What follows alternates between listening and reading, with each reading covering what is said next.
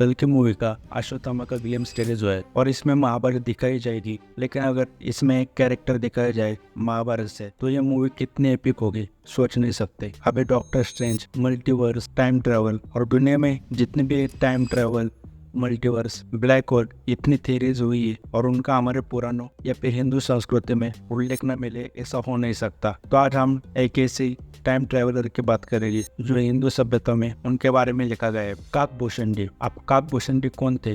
तो जिन्होंने 11 बार रामायण देखी और 16 बार भगवान विष्णु जी को देखा। और इसके पीछे कहानी है कि काकभूषण उस वक्त के हिसाब से शूद्र थे और भगवान शिव जी के बहुत बड़े भक्त थे और उनके जो गुरु थे वो भगवान विष्णु के भक्त थे। तो एक दिन उनके गुरु ने उनको कहा कि तुम भगवान विष्णु की पूजा क्यों नहीं करते। उन्होंने भगवान विष्णु की पूजा करने के लिए जब कहा तब काकभूषण अपने गुरु और भगवान विष्णु का तिरस्कार करने लगे। अब ये भी कहा जाता है कि सिर्फ गुरु का तिरस्कार करने लगे, लेकिन जो भी हो उसकी वजह से भगवान शिव नाराज हुए और उन्होंने शाप दिया। जब उन्हें पता चला कि काकभूषण भगवान विष्णु का तिरस्कार करते हैं तो उन्होंने कहा कि तुम अगले 1000 जन्म सांप के रूप में पैदा हो गए। तब काकभूषण जी ने उनसे विनंती की, तब महादेव जी ने कहा कि तुम्हारा जन्म राम भक्त के रूप में होगा। अब तो बोलोगे तो इसमें काकभूषण का सर कौवे जैसा और शरीर इंसान जैसा कैसे हो गया? तो उसके पीछे और एक कहानी है कि काकभूषण जी एक अगले जन्म में वमश नाम के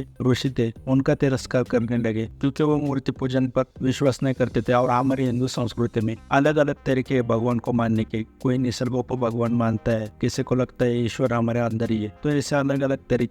तब जब काकभूषण उनका तिरस्कार करने लगे तो वमश ऋषि भी बहुत बड़े ऋषि थे और उन्होंने काकभूषण को शाप दे दिया कि तुम्हारा जन्म कौवे के रूप में होगा। जिसके बाद काकभूषण जी का सर देखोगे तो कौवे जैसे और शरीर इंसान जैसा। लेकिन इसके पीछे एक और कहानी है कि भगवान शिव यानी महादेव माता पार्वती को जब रामायण सुना रहे थे तब काकभूषण जी ने वो चुपके से सुन ली थी। इसके वजह से भगवान शिव जी ने उनको शाप दे दिया कि अगले जन्म में तुम कौवे का रूप लोगे। तो ये भी एक और कहानी है। इसके बाद जब काकभूषण जी को मोक्ष मिला, भगवान श्री राम ने कहा कि बोलो मैं तुम्हें वरदान देना चाहता हूँ, तुम्हें क्या चाहिए?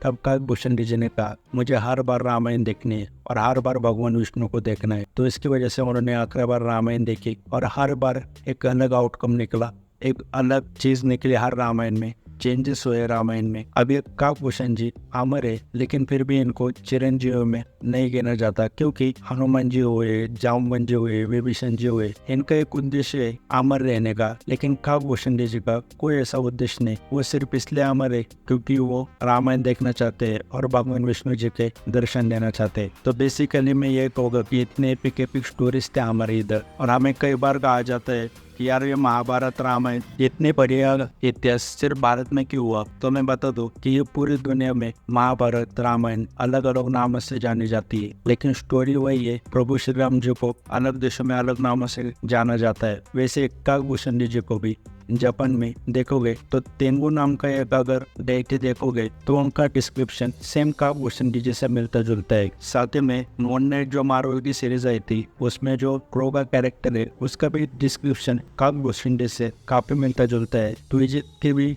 जो सभ्यता है वो इंडियन सिविलाइजेशन से ही काफी मिलती जुलती है। तो ये कहूँगा कि मून नाइट देख लो या फिर जापान के एनिमे देख लो, उन्होंने अपने कल्चर की कहानियों को अच्छे तरीके से दिखाया। यह मैं भारत के मूवी इंडस्ट्री का दुर्भाग्य होगा कि हमारे इधर महाभारत रामायण इसमें से कई सारी कहानियां हुई जिनको वो सही तरीके से इस्तेमाल नहीं कर पाए। काकभूषण जी की कहानी के ऊपर कितनी सारी टाइम ट्रेवल स्टोरीज बन सकती थी। रामायण में ऐसी एक कहानी और भी है कि भगवान श्री राम जी की अंगूठी जब खड्डे में गिर जाती है वो हनुमान को भेजते हैं अपने अंगूठी लाने। हनुमान जी शरीर का आकार छोटा कर देते हैं और अंगूठी लाने जाते हैं तो उन्हें वहाँ पर लाखों अंगूठियाँ मिलती है और उन्हें पता चलता है कि रामायण लाखों बार हुई है। और वो अंगूठी इसलिए गिरती है प्रभु श्री राम जी के हाथ से ताकि हनुमान जी को पता चले कि ये रामायण इतनी बार हो चुकी है। तो ऐसे कई सारी मल्टीवर्स थ्योरीज इनके ऊपर मूवी बनाई जा सकती थी। इनफैक्ट इंडोनेशिया में एक बनी भी है सुपर हीरो मूवी। अभी एस एस राजामौली जी देखोगे तो उनके मूवीज में बहुत इन्फ्लुएंस होता है इंडियन कल्चर का, लेकिन साइडली हमारे इधर नहीं बने ज्यादा मूवीज। और काकभूषण जी के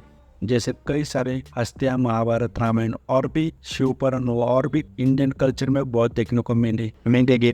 जिसके ऊपर बहुत बढ़िया साईफाई एशियन मूवीज बन सकती थी, और जरूर कभी मुझे चांस मिले तो जरूर मैं बनाना चाहूंगा। इनफैक्ट कई सारे आइडिया कॉन्सेप्ट्स मेरे दिमाग में है भी। बाकी अगर कल की मूवी में कर्ण भूषण जी दिखते हैं तो बहुत मजा आएगा। और कलयुग पर अब कई मूवी आ रही है, जैसे हनुमान का जो यूनिवर्स है, जय हनुमान के बाद वो जाकर कलयुग पर भी एंड हो गई। तो कलयुग पर जब भी मूवी आएगी तो उम्मीद है हमें कर्ण भूषण जी देखने को मिलेगी। बाकी वीडियो कैसा लगा वो कमेंट करके बताओ।